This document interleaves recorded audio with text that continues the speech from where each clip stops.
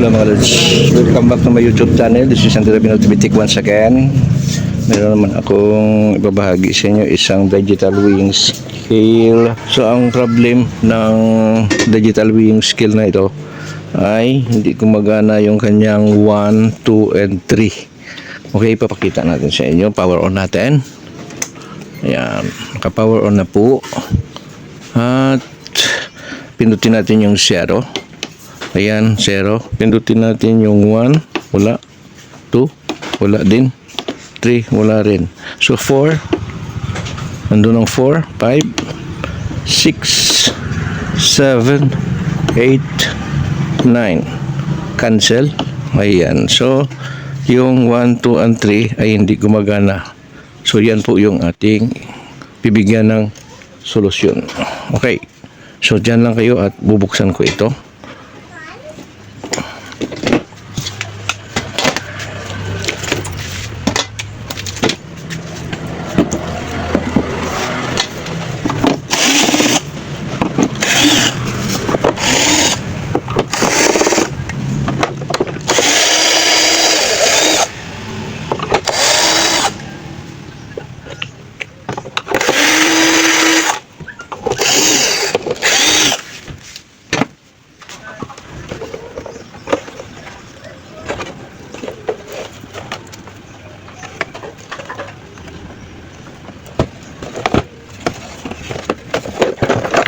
Okay.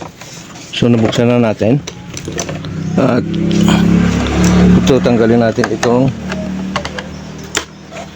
kanyang button board.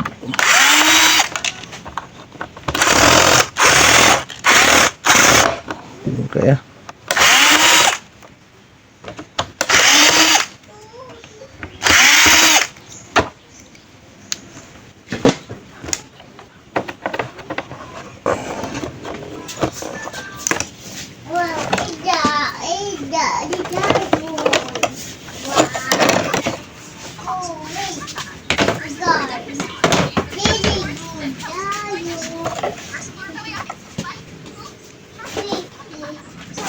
okay. So, kung makikita nyo dito, ay papakita ko sa inyo. Tanggalin natin yung flash. Yan o. Mabasa-basa. Parang, ayan. Yung binabahayan ng mga ipis dyan sa bakante na yan. Ayan o. So, dito, titingnan natin kung may putol. Ito o. Ayan. Isa. Okay. Hindi na nakakabit. Okay, so yan ikakabit natin dito at titingnan natin kung sa number 3 nga ito. Okay, so tingnan natin yung number 3 dito ay ito, ganyan siya.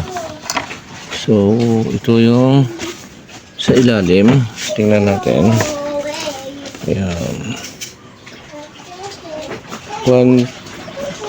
1, 2, 3. So, sa pang tatlo mula sa ibaba. Pang tatlo mula sa ibaba. 1, 2, and 3. So, ito. Tingnan natin ngayon kung yung naputol. Kung yung naputol ay papunta dito sa 1, 2, and 3. Okay. Ito yung kanyang common. Ito. Ayan. Okay, tingnan natin kung ikabit natin dito kung andar siya. Okay, pause muna natin. Magpainit tayo ng soldering iron. Okay, so ito yung naputol na isa. Ito yung 1, 2, 3 na hindi gumagana. 1, 2, and 3. So, tiningnan natin mula dito sa napagtanggalan. Ngayon, itutok natin dito. Ayan o. So, ibig sabihin, walang connection ito kasi natanggal. Sana ito lang para mabilis yung paggawa natin. Ngayon dito, i-on natin. Ayan. So, pindutin natin itong 1, 2, 3. Wala. Okay. Hindi siya gumagana. Ngayon, ihinang natin itong naputol. Ayan.